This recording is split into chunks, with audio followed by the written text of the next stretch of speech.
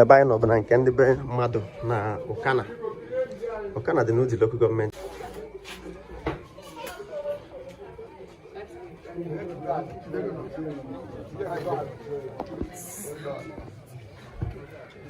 Onye nke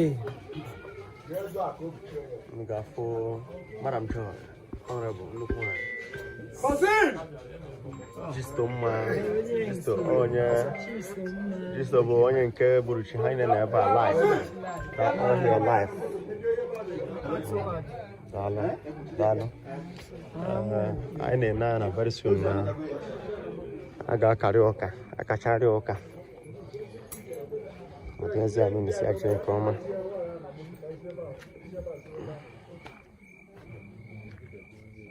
Anyị na-ebe ha.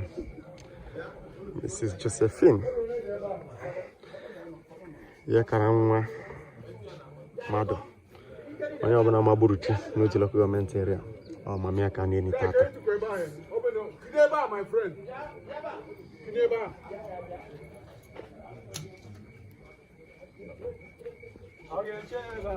Na-abata na-agwa ihe na-egwushi the family.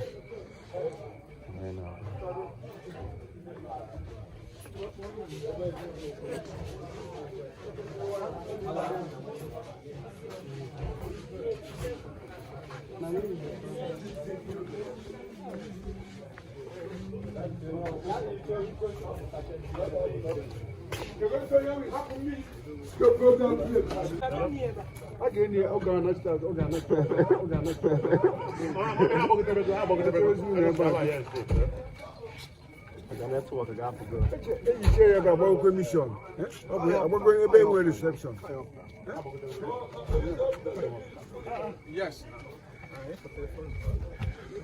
So I got girls here in a church now. Our church can I get so very soon we'll be live in the church. Thank you.